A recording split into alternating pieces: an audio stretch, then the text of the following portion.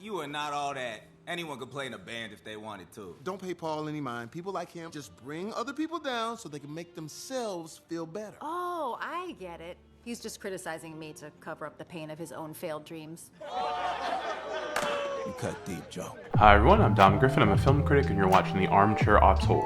This is an ongoing video series I do where we talk about new movies, old movies, screenplay analysis, that sort of thing. So if you like movies and film culture and you like to see people pick it apart, please consider subscribing. I'm a little bit late to reviewing the Disney Pixar film Soul starring Jamie Foxx because it came out on Christmas Day and I did see it like sometime before Christmas, but I wasn't going to make a video about it. I wasn't going to review it at all just because I liked it. I thought it was a really good movie. Spoiler alert for the rest of this video.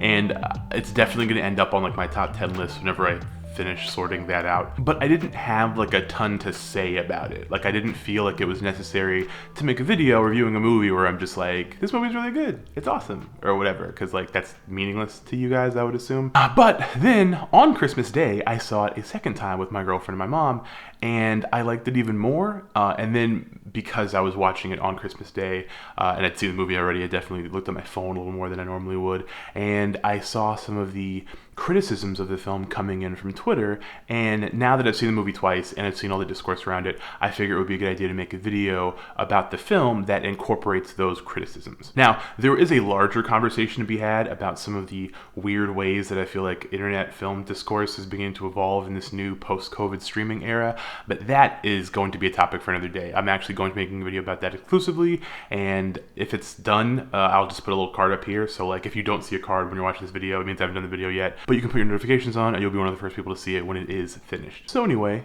Soul. Soul has been touted as the first black Pixar movie, and that it's co-directed and co-written by One Night in Miami scribe Kemp alongside Pixar mainstay Pete Docter. But it's also the first to have a black lead in Jamie Foxx's Joe Gardner, a music teacher who still harbors dreams of being a professional jazz musician. The premise is basically that Joe is finally offered a full-time position at the school with benefits and all that, but isn't ready to give up gigging, especially when this amazing opportunity brought to him by one of his ex-students to play piano for saxophone player Dorothea Williams, voiced by Angela Bassett, comes into his life. Joe wows her and gets a spot in a big show that night, and then promptly has an accident and falls into a coma. His soul meant for the great beyond. But he runs from his fate, pretending to be a soul mentor for 22, an old soul voiced by Tina Fey who doesn't want to get her Earth badge and, well, be born a human. So Joe and 22 conspire to exploit the weird system of the afterlife they find themselves in to get him back in his body in time for his show, and for her to be forever free from the pressure of making it to Earth. But this is a Pixar movie, so along the way within their little con, Joe actually does teach her that she does want to live life, all the while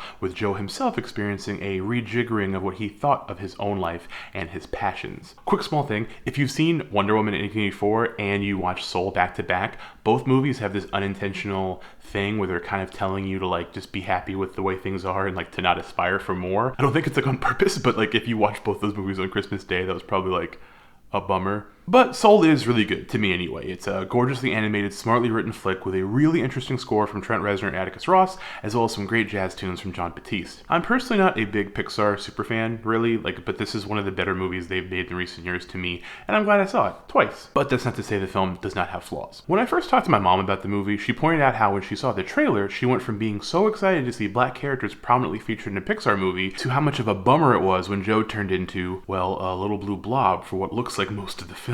Now, in the film, he doesn't spend the whole of the movie in little blue blob form, but it's still dangerously reminiscent of movies like Spies in Disguise and The Princess and the Frog, where a prominent black protagonist in an animated film spends much of the runtime as something other than a black human being. You can even argue this trend extends to The Lion King, a movie often discussed as a black Disney movie because it's in Africa, even though the main characters are literally animals. In a recent interview, Docter and Powers discussed the development of the idea and how originally much of the film did take place within the afterlife setting, with Joe as a blue blob flashing back to moments in his life, but the film took some twists and turns to wind up in its final form, where much of the film does still take place on Earth, but with Joe trapped in the body of a therapy cat and 22 in Joe's body. So it's bad enough for people that Joe gets turned into an animal, but that Tina Fey, a white woman whose thorny comedic history makes her not a fan favorite of some sex within the black community, could inhabit his body, gave people some icky feelings. Now, that same interview made it clear to me that the creators had thought these ideas through, and that after being made aware during development of this particular trope, did try to change the shape of the story to combat it. But the end result is that you do have a movie where a black protagonist spends the lion's share of the film either as a little blue ghost blob or a cat disembodied from his well, body. Now I get people's criticisms. Personally, I really feel like the backlash would have been minimized if the white woman in question wasn't Tina Fey. 22 as a character isn't white, or even a woman. 22 is a soul that hasn't been born yet, and a scene literally addresses the entire voice thing. By the way, why do you sound like a middle-aged white lady? I don't. This is all an illusion. Huh? This whole place is a hypothetical. I could sound like this if I wanted to. Or sound like this instead. I could even sound like you. Life is so unfair. I don't want to die. Somebody call the ambulance.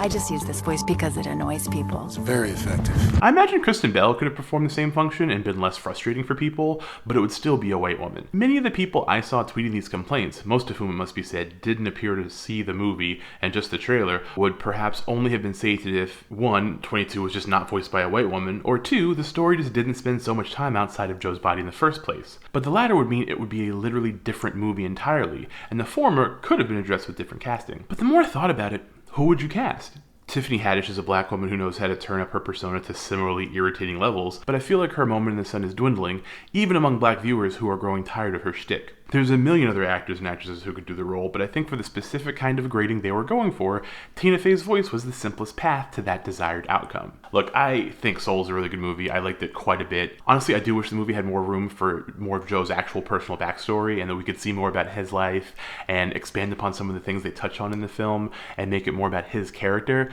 rather than having to spend so much time with the afterlife and like kind of the whole like body switching stuff. But the truth is, telling stories is about decisions, and in the decisions that they made, they created this particular version of this story, and there is no one right way to tell a story. So any number of deviations or permutations could create a story that's like drastically different. And clearly, a lot of the people that didn't like this movie wanted a drastically different movie, and you know, that's okay. I do think that much of the discourse around the film is genuinely productive. Like, I do hope that the fallout from Soul debuting is going to make people who make black or any other minority sort of driven animated movies in the future actually think about these things and like be a little bit more aware of like unconscious bias and like repeating tropes and things of that nature. They have to be more aware of this stuff. Like, that's just helpful for productions in the future. But the parts of the discourse that have been additive to me have been heavily outweighed by the parts that are reductive, by the parts that take this, you know, sort of nuanced conversation and turn it into like this sort of narrow thing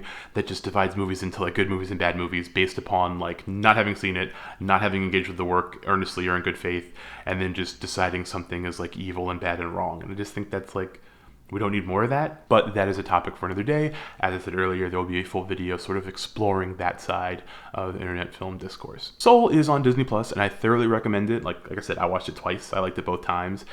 Usually the second viewing of a movie for me kills it, and it didn't this time, so I feel comfortable recommending it. However, I do hope that I offered enough of an opposing viewpoint in this video so that if this is like not your jam, not the kind of thing you'd want to see, you will get that out of this video and ignore my recommendation, because that's okay. Not everyone has to see all the same movies. Like, I totally get it. Thank you guys for watching. If you like this video, give it a thumbs up. If you have any thoughts about Soul or Pixar or just, you know, stuff in general, talk to me in the comments below. I'm always around.